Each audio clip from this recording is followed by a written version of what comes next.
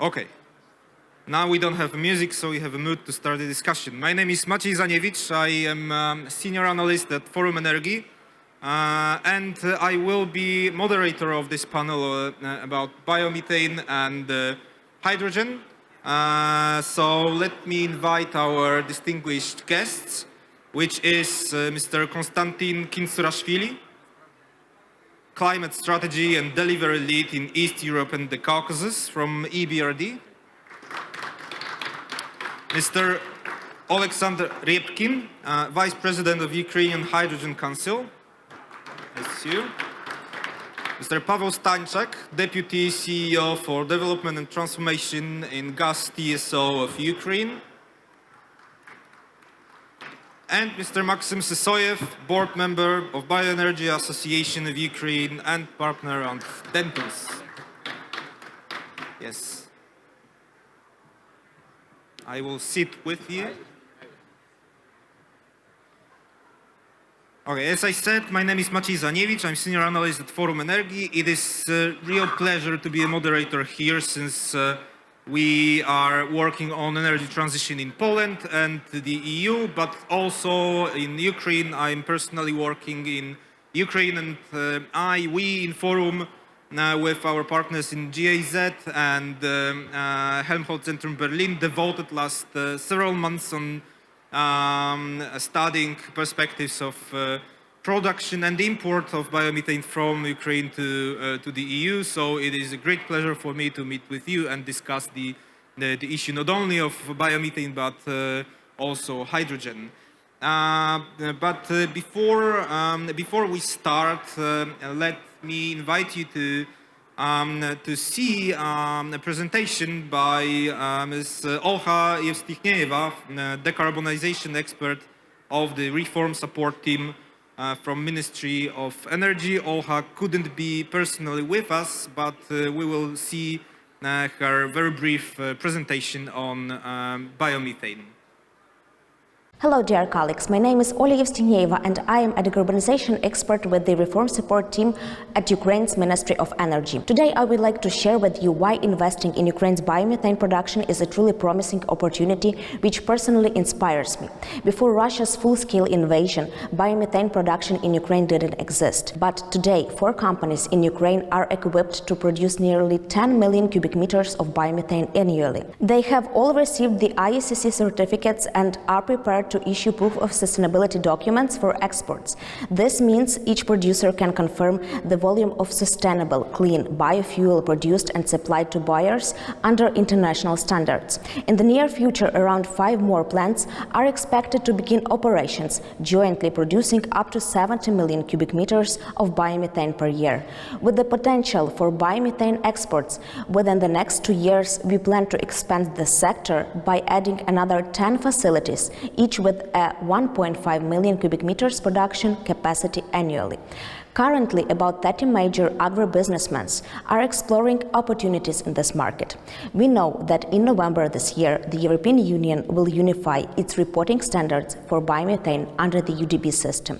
Since February this year, we have been working diligently to ensure that Ukrainian companies are among the first to meet European Union standards and export biomethane.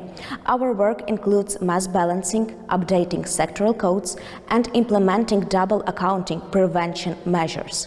Just 2 weeks ago, we adopted a roadmap in collaboration with the European Union for cooperation on biomethane and renewable gases. During a high-level working group meeting with DG ENER, Ukraine was recognized as the first non-European country almost ready to align with the UDB regulations. I encourage you to consider investing in Ukraine's bioenergy sector. The target of 35 billion cubic meters per year of biomethane production by 2030 in the European Union can only be achieved if we act together and leverage Ukraine's agricultural potential. By supporting our agricultural market, which already plays a critical role in global food security, we can jointly be a part of the circular economy and European energy security growth. Thank you. Thank you. After this introductory speech to the topic, I would like to ask you, Mr. Sysoyev, I know that you have also some kind of introductory presentation to let us understand this topic much closer. And just after that, I will have questions to you. So please, could you present to us UA Bio perspective on the topic? Thank you very much. Yeah, today I in fact have several hats, but today I act as a member of the board of Ukrainian Bioenergy Association and would like to share like our vision, our perspectives of biomethane development in Ukraine. So, oh, it doesn't work. Ah, it works. Just quickly, who are we? It's like we association more than 50 companies, more than 20 experts as individuals. You can see here, and it's good for you maybe to understand that our members are very diverse. They producers, operators of the grid.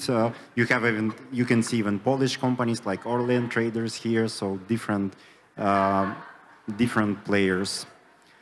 What we have today in Ukraine in terms of biogas and biomethane production, we have, as you could see, more than 220 megawatt of biogas production, electricity from biogas. And yes, we have two already commissioned biomethane power plant, which can produce 6 million cubic meters per year.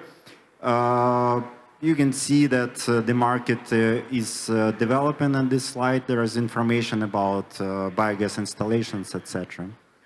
Despite the war, you can see the trend shows that production of electricity from biogas was growing. So against all odds, that shows that the number of the projects is growing and the output of electricity is growing too. Why biomethane? At this slide, you can see detailed reasons. Well, the obvious reasons that we, as at the previous presentation was shown, have a lot of residues, wastes, which can be used. Today is probably one of the cheapest renewable gases. We have a lot of lands. We have a potential to grow biomass, and we have quite well-developed system of gas networks, so we can transport this biomethane to other countries. About potential, this slide shows calculations of experts of our association. Realistically speaking, potential of biomethane production with existing biomass, around, let's say, 11 billion cubic meters. So if we use certain arable lands of lower quality and produce biomass on those lands, so we can increase it by even 10 billion cubic meters. At this slide, you could see geographical, potential of Ukraine. You see, like, mainly central part of Ukraine is the most potential, but other regions are also not that bad, and basically the projects could be developed in any part of Ukraine.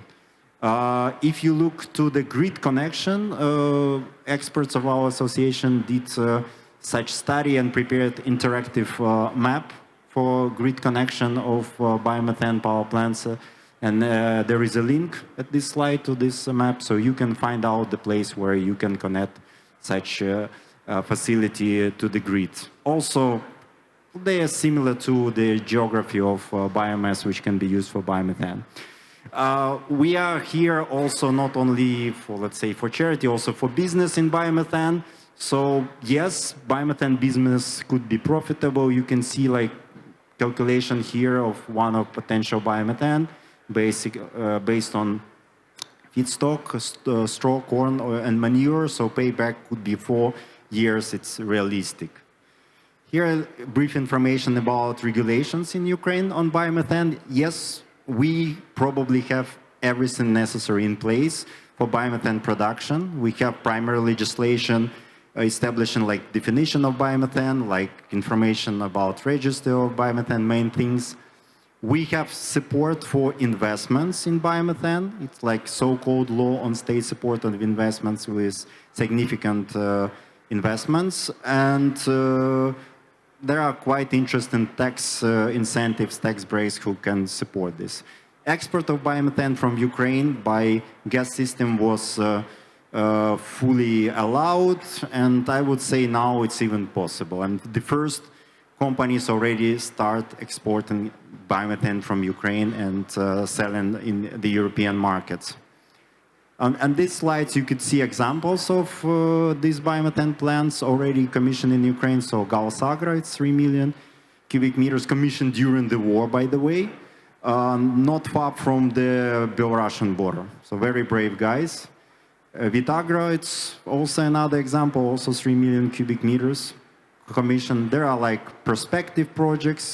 You could see Yuzefo Mykolaievska biogas company here, as we have mix of biomethane, gaseous, and bio-LNG, etc. Here we have what could be commissioned this and next year. So even now we can commission biomethane power plants which can produce more than 100 million cubic meters. Most likely not this year, all will be commissioned, but next year for sure. And that's our vision of our association, of our potential growth, for starting with 2027 and up to 2050. So the full potential could be used within 25 years. Of course, not everything at once, but let's say 2-3 years, we can produce 250 million cubic meters. By 2030, 1 billion cubic meters, etc., etc. That's it from my side. I hope it was a good snapshot of what we have and what could be in Ukraine in the biomethane sector. Yes, thank you. And I have a very brief question, because you have to sell the biomethane to someone as well. And the main competitor for biomethane right now is also natural gas plus prices for emissions. So my question is it viable to sell? I mean, from the perspective of buyer, why should I buy this biomethane? And is this perspective 1 BCM up to 2030 realistic if we take into account cost of production, transportation, transmission to the EU, and compare it to, well, right now, relatively low natural gas prices. And this is for export. And for internal market, we still have very low carbon tax in Ukraine and no ETS. So basically, is it possible to sell it in Ukraine? Realistically speaking, in Ukraine, there is no market for biomethane. So unfortunately for Ukraine, maybe all those projects, they target European markets where they can be sold with green premium. And I recently discussed with some traders, the green premium is not that bad. So even with current prices for natural gas, it makes the projects in Ukraine interesting, of course, if you have access to biomass. When we can change in Ukraine the situation and get some support for Ukrainian biomethane, like I don't think that it will be in the nearest future. So most likely until 2027 at least, all projects will be built with the aim to export biomethane from Ukraine, which is possible now. And even if there would be limitation on export of natural gas, biomethane, by law, it will be allowed to export it. Thank you. And now, Mr. Rybkin, pretty the same question, but regarding hydrogen, obviously. So what's the potential of production of, because, well, hydrogen topic is widely discussed in the EU. Two things we now know for sure is that we will need it, and that EU cannot meet its demand on its own, so we'll need to import it as well. So basically it would be good to import from somewhere, not from Russia, not from other authoritarian regime. Ukraine looks pretty interesting, but what's the real potential here, taking also into account existing circumstances, Russian invasion? I think that first, thank you for having me here. Thank you very much for bringing topic of hydrogen for our discussion. It's really important, and it's really about the future and not very far away future. So Ukraine is not only on some plans of production of hydrogen, but we are in a definite documents like European Hydrogen Strategy and 2x40 gigawatt electrolysis initiative as a strongest partner. What does it mean? It means that among the North Africa countries, Ukraine is supposed to be a stronger partner for exporting hydrogen for the demand of European Union. And the electrolysis capacity which European Union expected from us to be built up to 2030 is 10 gigawatt of electrolysis. Of course, it's significantly affected by the war, and the plan, I think, used to be changed a little bit. But in Ukraine, why we received this status of a stronger partner? Because of the potential of renewable. And if we're speaking about hydrogen, of course, we are speaking of low carbon hydrogen and green hydrogen. For this purpose, Ukraine has a significant potential in production of green hydrogen with new renewables facility which can be built in wind, in offshore wind, because offshore wind is absolutely undeveloped area in Ukraine, and this sector has a significant opportunity to growth because of the banks of Azov Sea and Black Sea. I suppose it will be very optimistic and promising even development during circumstances in which we are. And I know exactly that there are a couple of companies who already start development. But mainly, why Ukraine can be a stronger partner from the next point of view, it's because of the project which called Hydrogen Valleys. Hydrogen Valleys, it's not a simple project which is only for production of hydrogen in a particular area. It means that this Hydrogen Valley, term Hydrogen Valley, was invented in the European Union and spread because the hydrogen project will affect the territory. And now we have at least 2 certified Hydrogen Valley on territory of Ukraine, which can be connected to Central European Hydrogen Corridor. This is the first pipeline route from Ukraine via Slovakia and the Czech Republic to German customer for hydrogen. These both hydrogen valleys are on different stage of the development, and I think that at the end of summer next year, one development will be finished feasibility study with a pre-design of production facility, and it will be production not only hydrogen but as derivative as well as methanol and ammonia. And I want to inform that 2 more players appeared on hydrogen market of Ukraine. It's UDP Hydrogen, a company of one of the biggest renewable developer in Ukraine. And of course, one more project which is developing on Lviv region and considered to be connected to the pipeline via Austria to Germany. So potential of Ukraine in green hydrogen, approximately about 3 million tons up to 2050. And according to the draft of Ukrainian hydrogen strategy, up to 2030, we expecting a production of 1.6 million ton of green hydrogen. And this is completely enough to make it possible to transport using the pipeline. So this is why we can say that, of course, start to build project now, it's obvious very difficult, but start to design project now, it's absolutely necessary. Because if we compare the project, 3% of all investment of the project will be for design, and rest 97 will be for construction.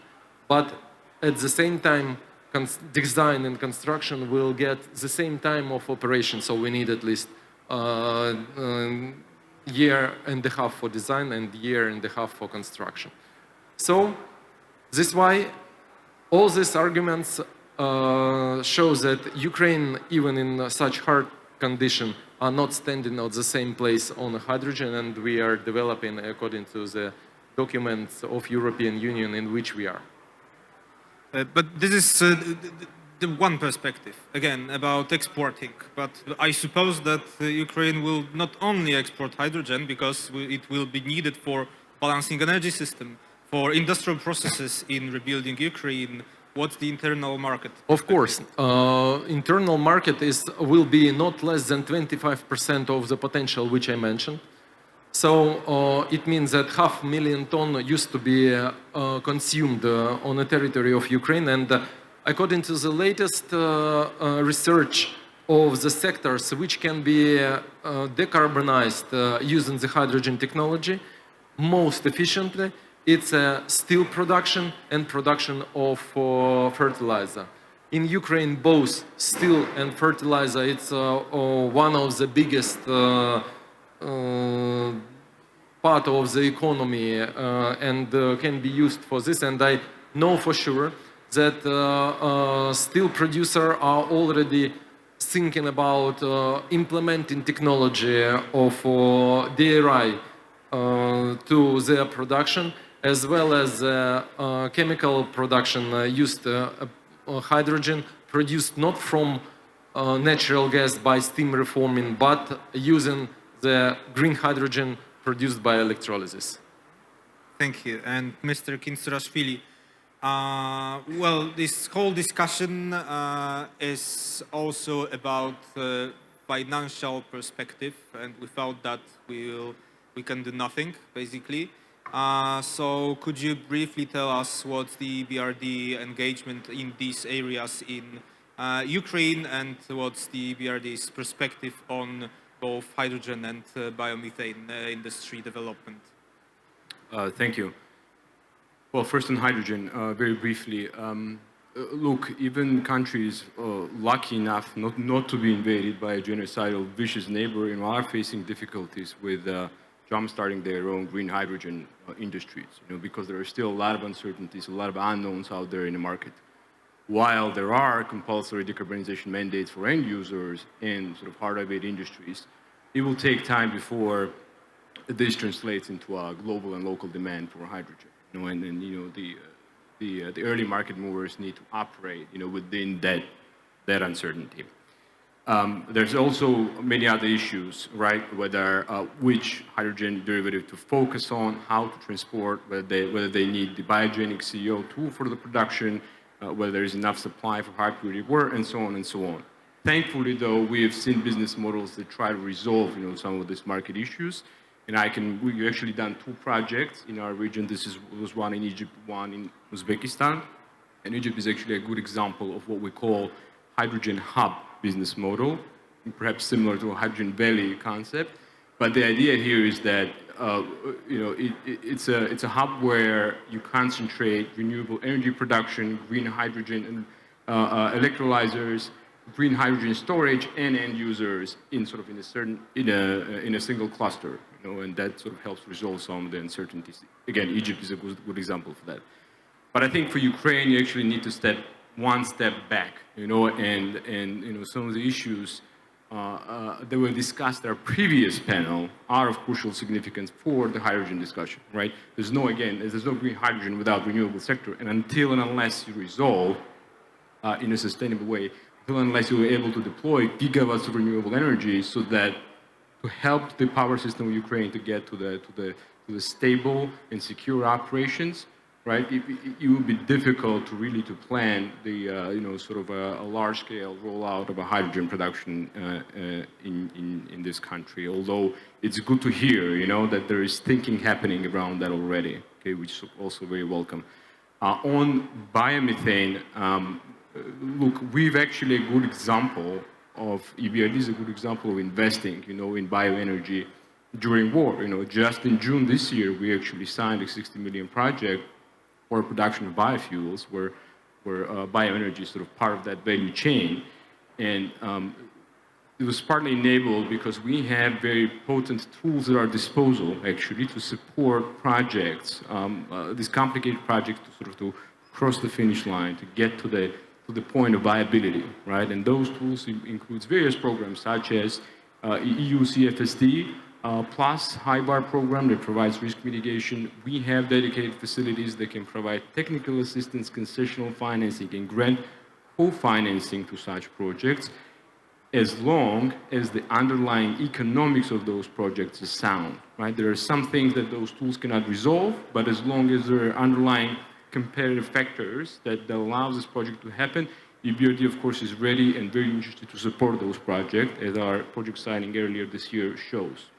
So I think overall, there is indeed potential in green hydrogen that I see in this country. It will probably take a bit more time, and it will probably take, the first order of priority here is to resolve the situation with the renewable sector. And I think once this is done, sort of the floodgates can be opened, and the hydrogen can really thrive in this country. For biomethane, I think because the feedstock was not actually affected by the warfare, right? And Ukraine's gas network is one of its sort of competitive advantages that again was not affected by the war. The development of the sector is, in my view, a more immediate perspective. And this is something that again we are very willing and eager to look into, as long as we can make sure that the biomethane is fundamentally competitive with natural gas. I'll stop here. Sure. And just very brief question. Apart from renewables development and war, obviously, if you could indicate like 2 or 3 the most important obstacles or challenges for development of hydrogen and biomethane sector in Ukraine. Legislative certification. This sector is not only Ukraine. They're very sensitive to regulatory environment, right? Regulations matter a lot. Well, for biomethane, we've seen some good progress, by the way, in Ukraine, right? There's been legislation that allows export. There's been some reforms doing to support that industry. For hydrogen, same, regulations matter as well. It's always about the strength of commitment to decarbonization and how you act on that, because some of the demand for these products has to be driven by the end users and their mandates to go ahead and accelerate their own low carbon transition. So if you're committed, if you're pushing the end users to do that, and perhaps helping the industry with such tools as carbon pricing, then things can just happen quicker than if you just let it go. And look, I'm pretty sure that the future green hydrogen will play a big role, one way or the other. But those important regulatory framework conditions can actually accelerate, and demand from the end user can accelerate the development of these industries. Thank you. And last but not least, Mr. Paweł Stańczak from Gas TSO of Ukraine.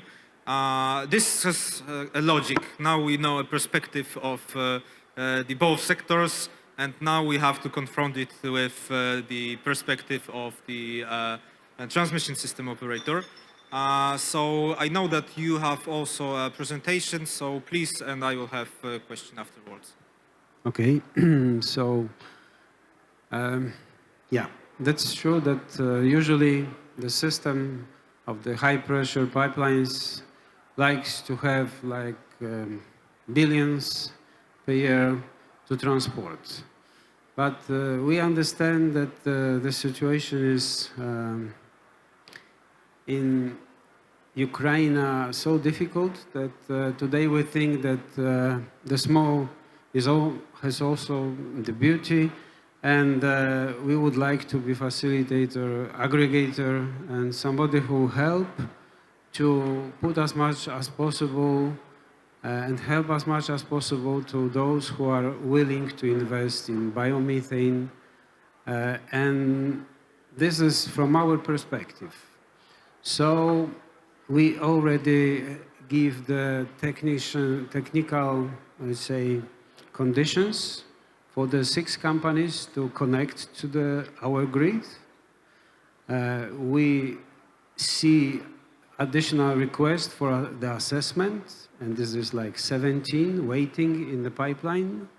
We see all over the 50, and we think that in maybe from this 12 BCM, we see today like half billion of cubic meter, which could be taken soon, quite soon, reasonably soon, which is a lot, because I understand that there is no premium today for those who are going to sell it in Ukraine, but in case of lack of energy, it may happen that those well-diversified sources, and biomethane is very well diversified, it could be also a key for the surviving locally, and it could help.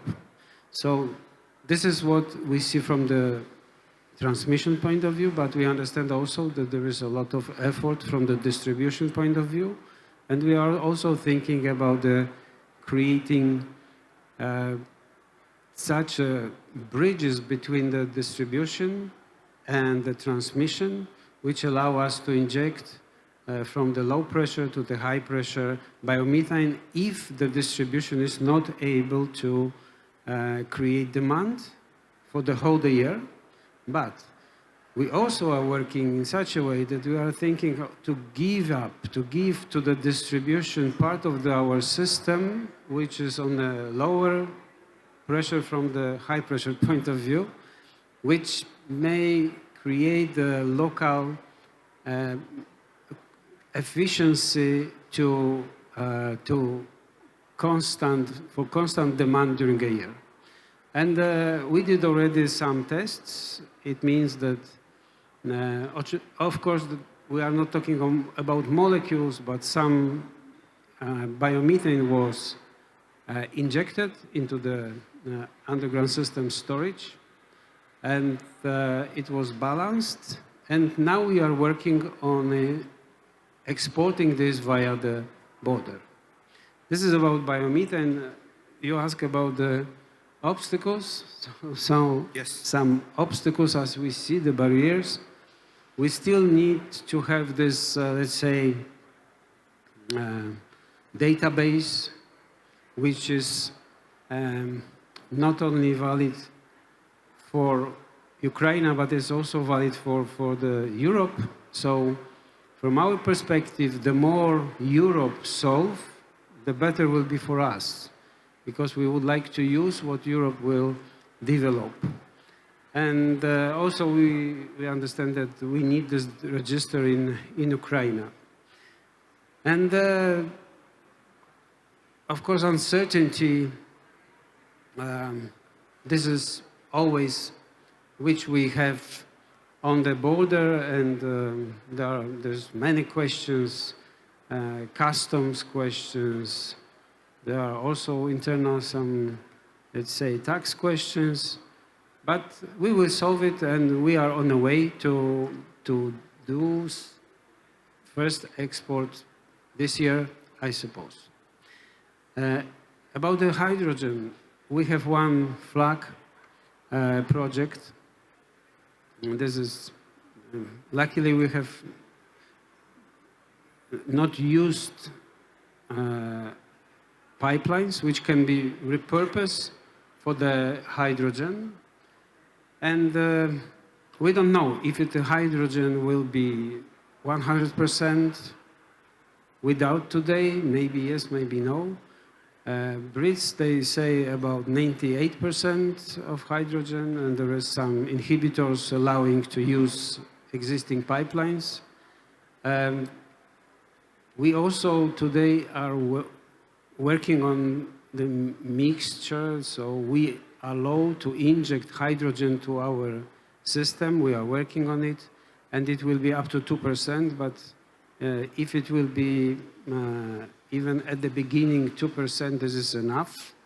And from that perspective, we still believe that the market in Europe is waiting for the hydrogen, and in the future, project like that will be if it will be well structured, will be very needed. The other is, this one is going via Slovak and Czech to Germany, but the other is also to Austria. And we have to do something before we start this project in the future. Alexander said in 2027. So we have to repurpose, we have to invest like a few millions of euros. If the compressor station will be needed, is another hundreds of euros. But before that, we need to assess and to create a feasibility study. We have to do engineering design, and this is in front of us. What we did already, this is pre-feasibility study. So I will stop and waiting for the question. Thank you. Yes, I have a few. First one, do you, or maybe I will start with the second one. We know that there are debates, discussion, and negotiations regarding also natural gas transit. I don't want to ask about specifically natural gas transit, but about importance of existence of this transit at all, and meaning of it regarding this plans. So, is it influencing these plans? Is it possible to have biomethane export in the perspective of 2050 without, or 2030, for example, without transit of natural gas from, let's say, Azerbaijan or other countries? Thank you for the question. So first of all, transit, this is a technical word which describe the transport of the bigger amount of gas from one point to another, bypassing the country. So this is the transit. And so it can be gas of any company or anybody who buy. And we are, if we will transit from Moldova towards Poland, if it will be transit as well. So I'm sure that transit will exist. Don't know about prolonging transit like we know today, but if we need, yes, for having such a, or for keeping such a big system, we would like to have a transit. It could be from Romania via our system towards Slovakia. It could be in another direction, but this transit is very welcome. But we don't know what kind of molecules will be in this pipeline system. But yes, we need some.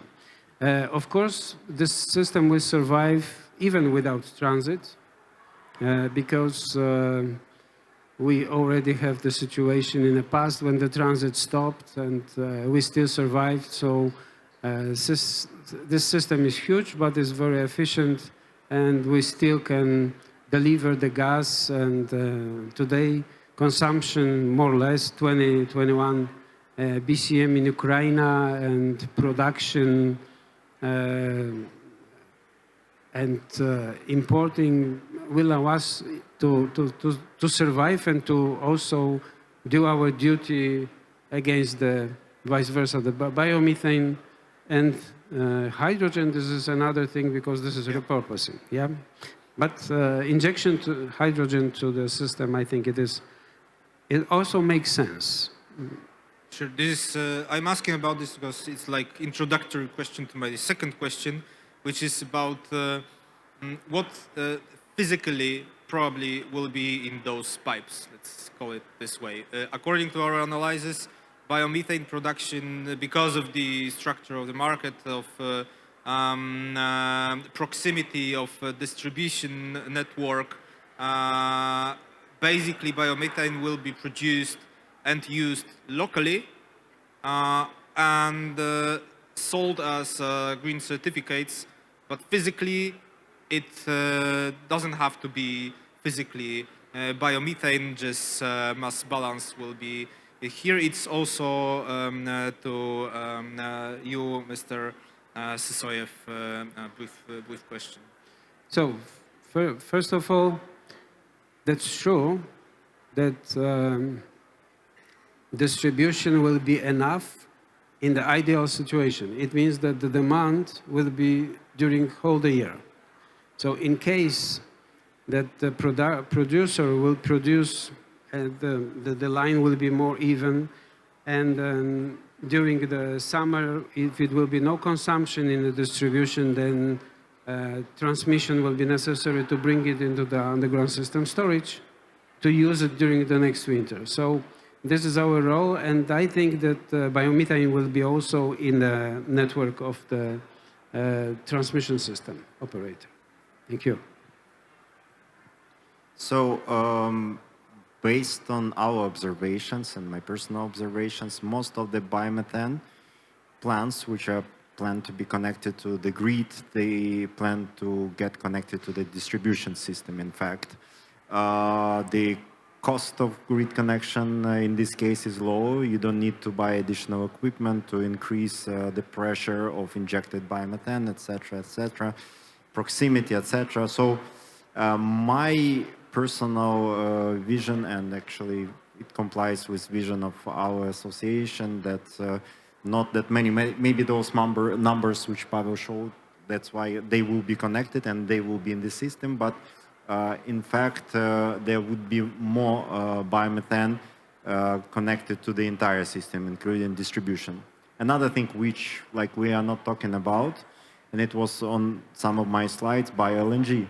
So not all biomethane will be injected to the system. For the time being, our projects, like I showed, 120 million cubic meters, less than half, a bit less than half, will be bio-LNG. So that's another route how we can deliver biomethane to Europe, not only via the system, but also by trucks. Okay, thank you. And maybe to break tradition, do we have a question in the audience, maybe? Someone would like to ask our speakers a brief question at the end of our panel. So while you are thinking about your questions, one more from myself about hydrogen as well and transportation of hydrogen. Are there plans of also exporting hydrogen? It's to Mr. Repkin in other forms, like, or just if you could address the issue raised by Mr. Stanchak. So what's the ingredient of hydrogen? What will be probably the ingredient of hydrogen? Or maybe it will be other source, like ammonia.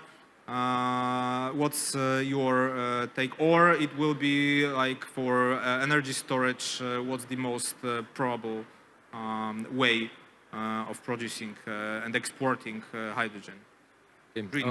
While European experts try to find a way how hydrogen will be imported to European Union from outside of Europe, it was identified first the pipeline connection. There is one with North Africa and 6 with Ukraine. And this is a huge advantage.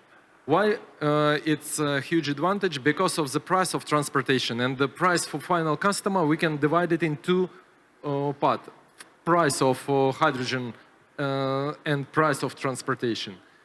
Corridor, which was mentioned today by me and by Mr. Stanchak, have already preliminary calculation, and it shows that price for transportation of 1 kilo of hydrogen for 1,000 kilometers will be from 10 up to 15 cents. So with the possible production of 5.5 euro per kilo, final consumer will have not more than 6 euro. At the same time, next kind of transportation, LOHC technology, 20 times expensive for the final customer. So this is why all European countries which has connection via pipeline with the neighbor outside of Europe, I think will first think about how to get hydrogen using the pipeline, and only next how to get hydrogen with the derivative, and for sure it can be green ammonia, because green methanol can be exported but already used as a fuel for maritime and for drilling for natural gas. So this, I think, the short, very brief and very informative answer with the figures. Okay, thank you very much. Do we have any questions from the audience? I don't see any. Okay, so we are 10 minutes after our time. Thank you very much. It was very informative and interesting for me. And please, and thank you for our discussion.